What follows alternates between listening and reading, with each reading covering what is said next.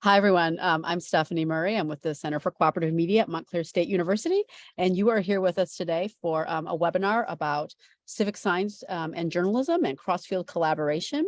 This is part of a grant opportunity that we are very proud to present in partnership with the Rita Allen Foundation. And we will be recording today's webinar. You probably already got that notification. So if there's anything that you missed or anything you want to share with a colleague, a couple hours after today's webinar ends, you will get a very well formatted email with links to the presentations, as well as the recording for today. And so our agenda, this is what we will do together in our time. We've got an hour set aside, and we did this webinar once earlier this week, and it didn't take quite that much time up. So you might get a little bit of your day back. We will talk briefly about the opportunity and do an overview together. Then I'm so grateful to be joined by two fantastic experts in these fields. One is Dean Mariette DiCristina. She is the professor of practice and the dean of the College of Communication at Boston University and a longtime science journalist. You probably know her. Her name from being previously with Scientific American, Popular Science, speaking around the world, serving on the World Economic Forum's steering group for top 10 emerging technologies and much more. You'll also be joined by my colleague, Sarah Stonbely, Dr. Sarah Stonbely, who will talk about cross-field collaboration. She did a 2-year research project looking globally at how civil society organizations and journalists collaborate. And she has a long track record of looking at local journalism and collaboration in our industry, and she will present on that. Then we will spend time on Q&A. If you have any questions, though, this is a small group, intimate setting. Please feel free to drop them in the chat, and I will go through and answer what I can, and I'll be sure to pause our speakers and throw questions to them too. So you don't need to wait to the Q&A if you don't want to. So again, this is pertaining to an open call that we have for grants, for small grants of up to $15,000. We are trying to catalyze collaborative journalism that furthers civic science. And so our goal is to accelerate civic science and cross-field collaboration using journalism by providing these small grants and any coaching that you may need. We will award up to 10 grants of $15,000 each, and provide monthly check-ins amongst that group of grantees so that you may learn from each other and share what you're working on. And we will allow you to request any sort of coaching or training or experts that you may want access to, because we want to make sure that your projects are as successful as they possibly can be. And our goal is to help you work together to seek some tangible impact, to really put civic science into action using the practice of journalism. So a little bit of additional background. Sarah's going to get more into this, but this opportunity came about because of this global research project that Sarah conducted, and analyzing how people around the world, how journalists were working with civil society organizations and NGOs to achieve shared impact. And since Rita Allen Foundation is very focused on civic science, they thought that using this model might be a good way to expand the reach and produce some really impactful science journalism. So today we are joined, like I said, by Dean DiCristina, and she will talk a little bit about civic science and her background and what this looks like in practice. But you can see also this definition for purposes of the grant on the website. And you got here because you saw that post. We'll also drop it in the chat in a moment. But we are looking at civic science as something that involves communities and stakeholders working together, a very two-way street, a lot of listening and dialogue, emphasizing that responsiveness, and of course, with an ultimate goal of creating a more informed public and helping to shape scientific research and policy. So I will now hand it over to Dean Mariette DiCristina from Boston University. She just got off a plane a couple of hours ago, and I'm really, really grateful that she's able to join us here today to talk a little bit more about her work. So thank you, Dean, so much, and I'll hand it over to you. Stephanie, you can just call me Mariette. Thanks a million for having me, and hello to everybody. It's nice to virtually meet you. I remember when I was at Popular Science in the late 80s and early 90s, and we would fantasize about this sort of technology that we're enjoying today. And while while it has its limitations, it's also really sort of magical to be able to be with you and join you today.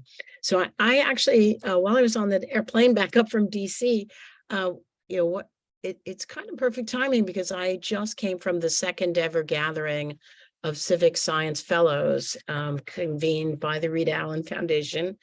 And I had a few minutes to knock together some slides just so you wouldn't have to just look at my face the whole time we're chatting. I think it'll take me 10 or 15 minutes just to whiz through them. I hope they give you a little bit more information about both about civic science and civic science journalism, at the, kind of at a very high level.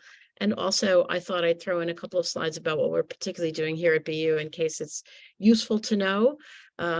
We always say to people, if we can help through collaboration, I'm very much a fan of the mission of what you all are doing here. And if my college can be helpful in some way, I hope you wouldn't hesitate to reach me. My email, like a lot of academics, is plastered all over the internet, so it's pretty easy to find, but I can also stick it in the chat later. So without further ado, I'm just going to throw my slides up if I can share the screen. Can I do that? Or Stephanie, should I send you my deck? I didn't even think to send you my deck. You can go right ahead and share your screen, but then we'll also take the deck afterwards because folks might be interested in seeing it. Yeah, I'll be happy to do that. Okay, let's see if I can share the right. So, okay, good. You've got the right screen, but I see I have not remembered to put it in slide share mode. Give me 1 second, because now the top thing that happens is covering up my slideshare mode. Hang on. There we go. Found it here. Right.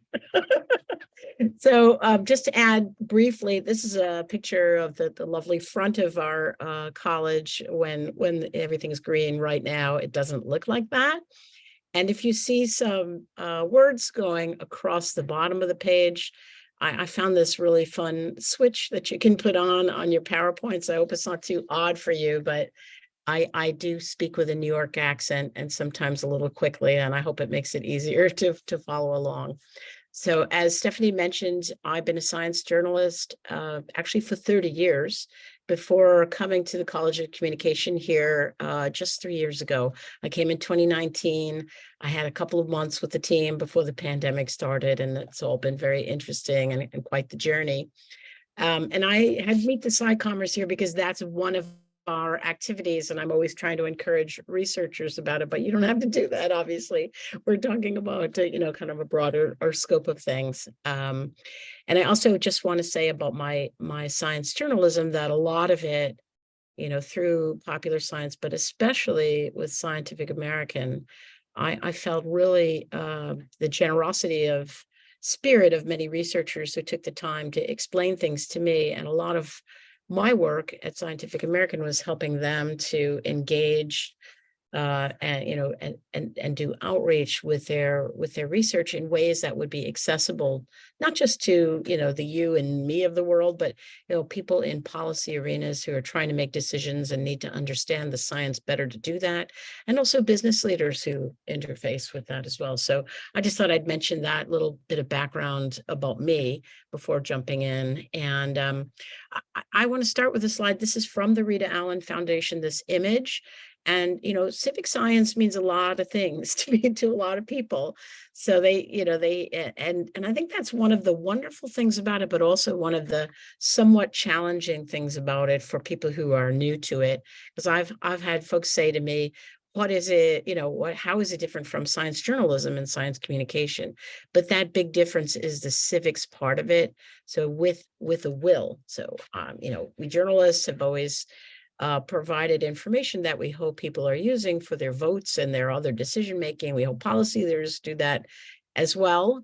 But with civic science, we're trying to find that sort of middle of the Venn diagram between these democratic or civic processes, science and equity. And if I could put an overlay on all of that, because it's necessary in every direction, it would be, the arts of communication themselves. And there are, many formats, but some theory and practice behind that. And I'm not going to read every word here, but this is a definition that the Rita Allen Foundation has been using.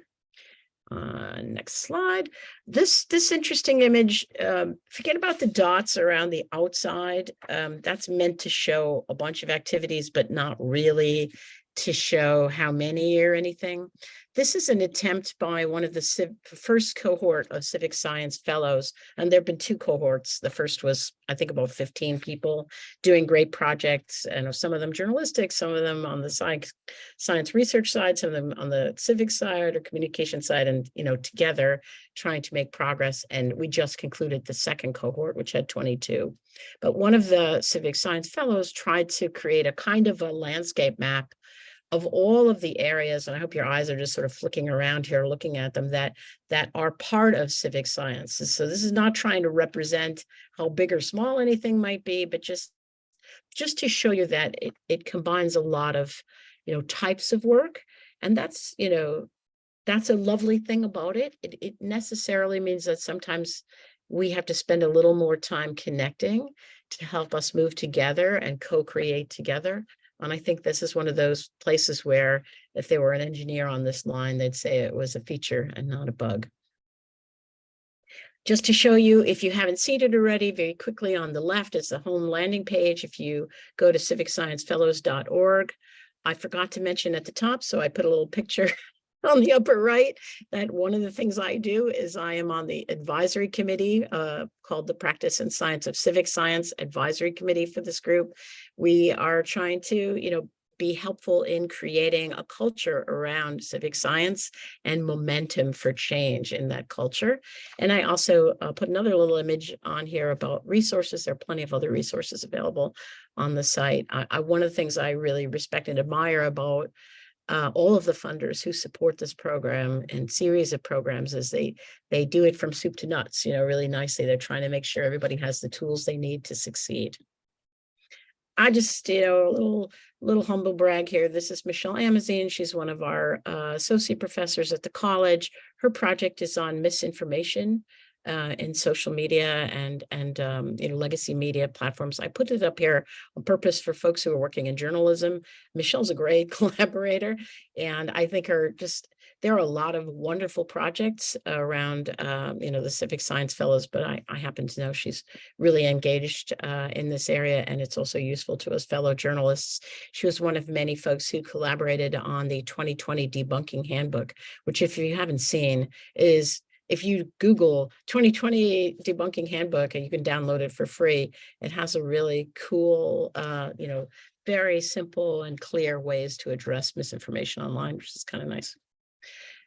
These are a couple of projects that we do at my college. One is something called the Justice Media Computational Collab. A professor named Brooke Williams there works with data scientists, and they analyze a big data set that reveals a social iniquity, and then they publish it with a media partner like the Boston Globe or WGBH here in Boston, or the AP or USA Today. And another place we work in civic science journalism space is Megan Irons runs a couple classes on impact journalism. And, this is sometimes called solutions journalism and has other names as well, but where you're trying to affect a positive change in society through your journalism. Whizzing right along. I wanted to just mention to you that we have 3 programs at my college in case this is useful for you to know in the future. One of them is called SciCommers, about which I'll talk to you more in just a second. Another is a master's certificate pilot project. I wanted to do this just because nobody had done it yet. I showed the variety of types of areas and potential skills that might be needed for civic science, and you saw journalism on them, but there are a lot of other things too. So I thought it would be a useful project to do. And then I also have engaged a couple of our lovely donors to try to give us even more, at my college, more momentum so that we can help with cultural change over time through a civic science initiative, which would fall under a bigger project, a Center for Social Impact Communication across all fronts. I put this in to make you laugh. When I talk to scientists, I show them this cartoon and I say, yes, there's a lot more you can do. You can talk about it. Don't hide in the lab. This is just a picture of the landing page of the SciCommerce Network. It is free. It offers 3 things to researchers in case you know some who would love to engage better, and you might point them in this direction. One is every month we have chats with expert mentors in communication for an hour, like this hour-long session. And it's a great way to kind of learn from each other and maybe get inspiration for new things. 2, for the researchers, there's a writers program. They pitch an idea and they might like to try their hand at writing something at a more popular level. And then 3, we have Slack channels, which I mentioned about this mentor chats. I don't want to read this. I want to get to our Q&A part. But we also have Slack channels with a whole lot of topics for them to have peer-to-peer conversations. And I try to dip in there every so often, and others do as well, to try to give them other suggestions about things to pursue. And this is a bit about the writers program. We've published with the researchers more than 100 articles to date, which is pretty nifty. And these are some of the places where those articles have gone. And again, I just put this in to make you laugh. I always encourage the researchers to give it a try. Maybe they can actually be helpful with their writing, and we reporters and journalists can be too. On the certificate pilot, this is something that is not made yet. We're just creating it now. To my knowledge, it'll be the first one like it. It'll be an online series of 4 courses that will qualify for Boston University master's credits and to any other place that takes those credits. The reason I thought that would be useful is because many, when we train people to engage in civic science areas, they, at least if they're researchers, they don't get a lot of credit for that when it comes to things like tenure or promotion. And we wanted to align with the Civic Science Fellows pillars, which are, learning areas that I've listed out there for you to kind of glance through and represent some of the areas we really feel like people need to do skills building to do a good job in civic science spaces. And I've listed out the course topics. So new news, you're among the first people to hear that we're even working on it, and I'm kind of excited about this. I hope to rebuild, I should say. Since 1970s, we've had science journalism and science communication at my college, but during the pandemic, like a lot of things, it had to be put on hiatus because the folks who were running it decided to retire. So we're getting started again. And I mentioned the Civic Science Communication Initiative. I love it that we're all learning about microgrants and the tremendous power of them. That's something I'd also like to do to support projects a little more broad than journalism, but around civic science and researchers or civic science and journalists. And in addition, I mentioned the teaching already, and in the space of service, which is always important to academics like me, we want to make sure that we're serving our community. So I want to keep the SciCommerce a free network. So that's it from me. I'm going to stop sharing. I hope I didn't take much more than 10 or 15 minutes. Right, about 15 minutes. Great. I'm happy to answer any questions now or later. That's perfect. Thank you so much, Mariette. I really, really appreciate it. That was fantastic. And yes, if you won't mind sharing those slides, I'll share them with everyone who joined today. Be delighted. Yeah. Fantastic. All right. So now I'd like to welcome up to the stage Dr. Sarah Stonbely with the Center for Cooperative Media. She will be here, my colleague, to talk about cross-field collaboration and her research into this practice over the last couple of years. So Sarah, take it away. Great. Thank you so much, Stephanie and Mariette. It's really, really awesome to hear about your work at Boston. And I was really excited to hear about some of that stuff too. So that's very cool. I'm going to start sharing. 1 second. So maybe you'll let me know if that works. Looks good. Okay. Looks Great. good. Yeah, great. So, right. Hi, everyone. Really nice to be here talking about civic science and journalism collaboration. I've, as Stephanie said, spent a good bulk of 2019 and 2020 and some of 2021 thinking about this type of collaboration, which I've labeled cross-field collaboration, not contained specifically to that between journalists and scientists, but between journalists and any civil society organization. So I'll just kind of zoom out and talk about this practice for a few minutes and sort of what brought us, because it's sort of what brought us to to this really exciting grant opportunity. So I want to say that I co-authored this paper with Hannah Shmashko, who was at LSE and I think will soon be elsewhere for her doctoral program. And this is the URL if you wanted to take a closer look at this research at another time. So this is the cover of the report. We published it in 2022. And in it, we define cross-field collaboration as a partnership involving at least one journalism organization and one civil society organization. The ones we looked at were usually advocacy organizations, but not always. So of course, in this case, that would be an exception, right? It would the scientists, the civic scientists, probably are not advocacy organizations, but a lot of the cross-field collaborations that we looked at involved, human rights organizations and NGOs and that sort of thing. And I'll give a couple examples shortly. So working together to produce content in the service of an explicit ideal or outcome in most cases. In this research, we looked at 155 different collaborations. They were based in 125 different countries on 6 different continents, involving a total of just over 1,000 entities. So, as few as 2, right? Collaboration requires at least 2 organizations, but up to, a couple hundred in some cases.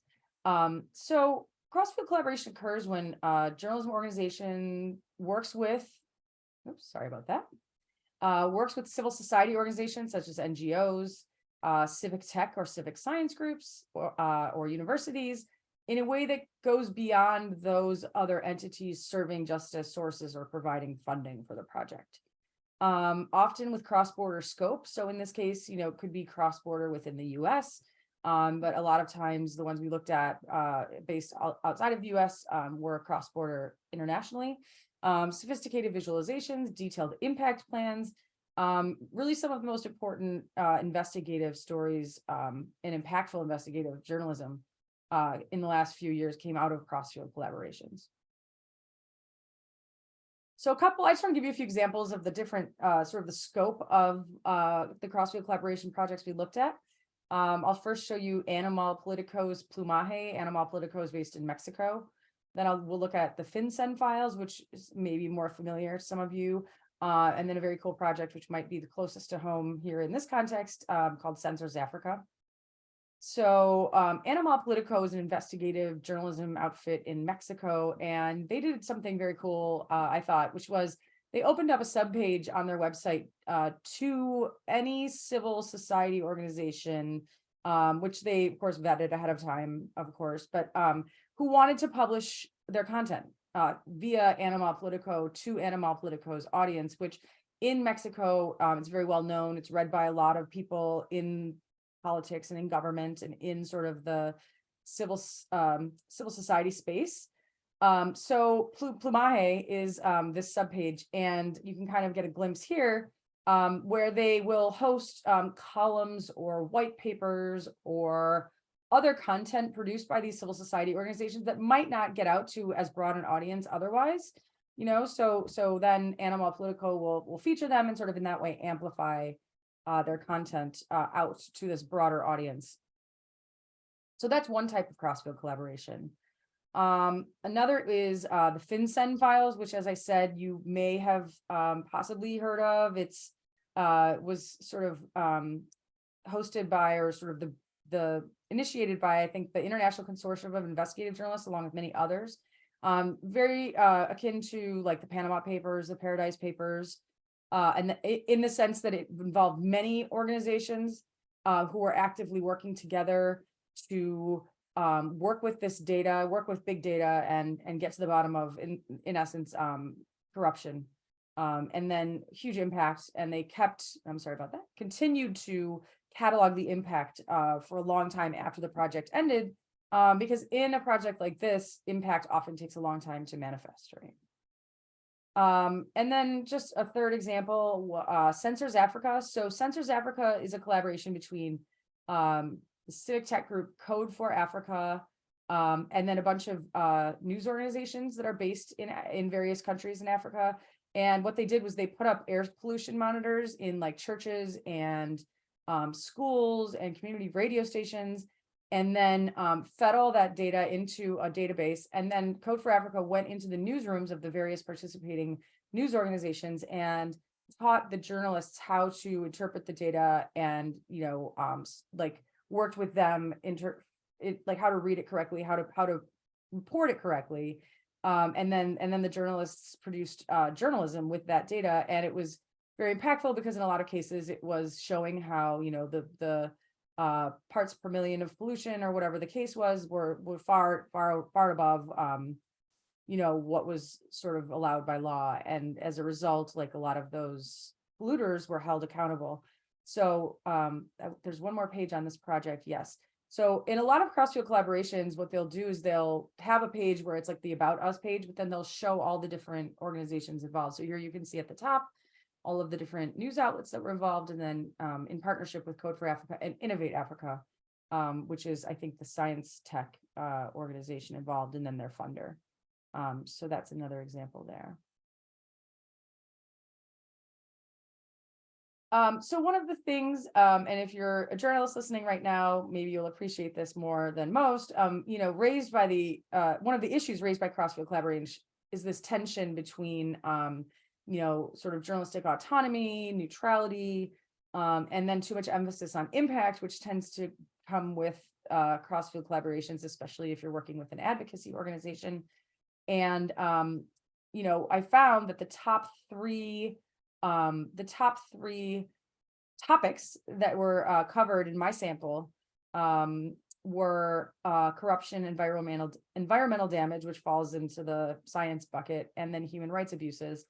And after investigative journalists would spend so much time and effort on this type of work, on this type of journalism, and then to not see impact, that was a lot of times enough of a countervailing force to offset sort of the concerns with neutrality and autonomy.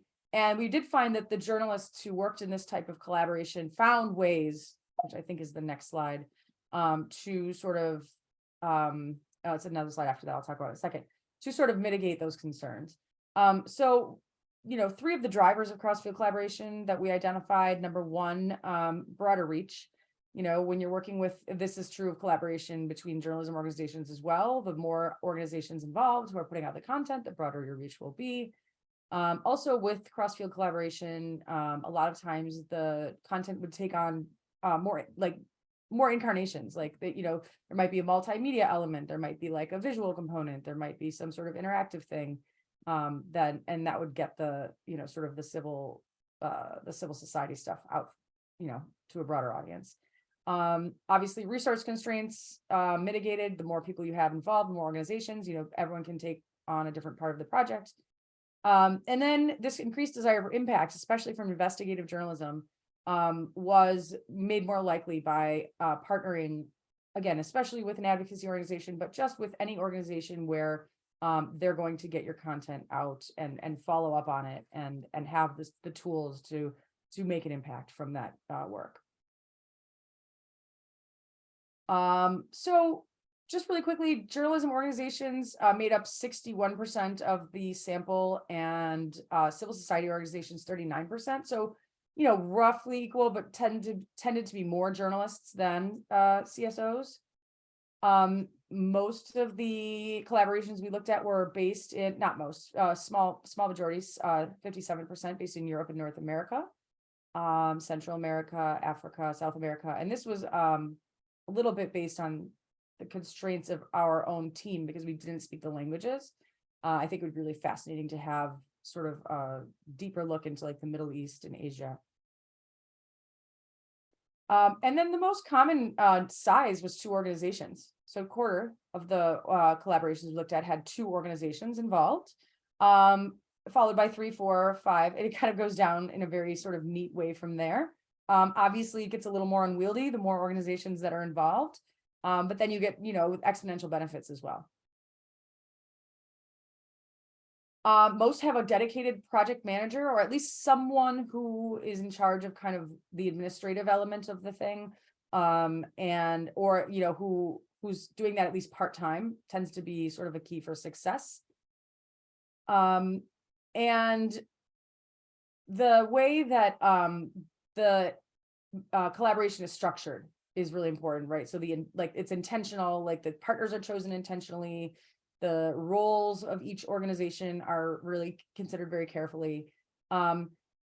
Very interestingly, the civic tech orgs, especially the ones that had like code, like hackers and like coders in them, very explicitly rejected any sort of hierarchy. So it was like this very flat hierarchy. And they did report that it tended to take more time because of decision making. You know, if you don't have anyone who says like, okay, this is what we're going to do. But I thought that was a really interesting little tidbit. The funding source tended to be from philanthropy, as it is going to be here. But a lot of the collaborations are self-funded or they're government funded. So I think probably people on this call are familiar with those as well. We did tend to see more of a tendency for hesitance in the global north when journalists come from that tradition of objectivity and sort of neutrality built in. Journalists tended to be a little bit more hesitant to partner, although they did not partner in any fewer numbers, which I thought was interesting. And then impact. So many advances in the effort to systematize, sort of catalog impact, although it still does remain kind of a stubborn problem, as I'm sure a lot of you know. Why it's difficult to track impact can be very diffuse, especially if you're talking about, a very broad reach, right? There are audiences spread out amongst those of all different organizations. It's very difficult to track. A lot of times impact data is qualitative. And, different organizations in a collaboration might have different levels of priority for tracking impact. So that, again, adds to the difficulty. Nonetheless, it's still super important. And in the interest of time, I'm going to just skip over that. It's basically what I just said. And, not all impact is the same, right? So there are it can be impact on individuals from these types of collaborations. You can spark a letter writing campaign or a journalist can win an award. There might be an impact on an organization that is the target of the collaboration. So we saw a lot of like audits and raids on organizations that were, for example, the subject of cross-field collaboration on corruption, that sort of thing. And then, impact on economic conditions, or in this case, environmental conditions, which might be further removed from the end of the project, but still super important. This whole idea of ethical considerations, which I already discussed, so I'll just move on from that, but I do talk about it in the paper if you want to see more. This is, I wanted to highlight this. So there are the journalists who are concerned about, sort of maintaining their neutrality or maintaining sort of some sense of objectivity.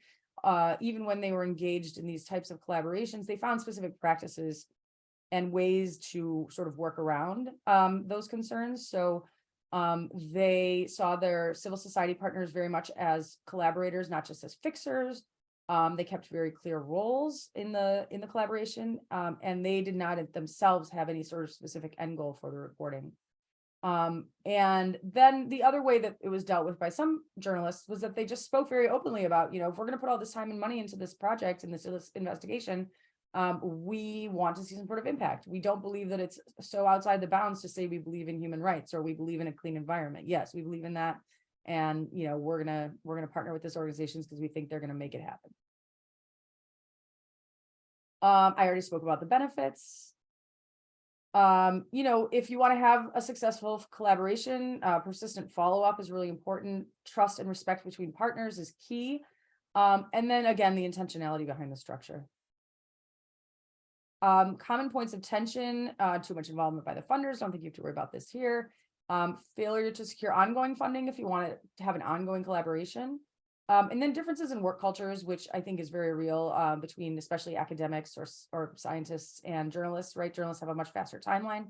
So that should also be discussed up front. Happy to answer any questions if anyone has anything as follow-up. And I'm just going to stop my screen. Thank you, Sarah. Sure. Thank you.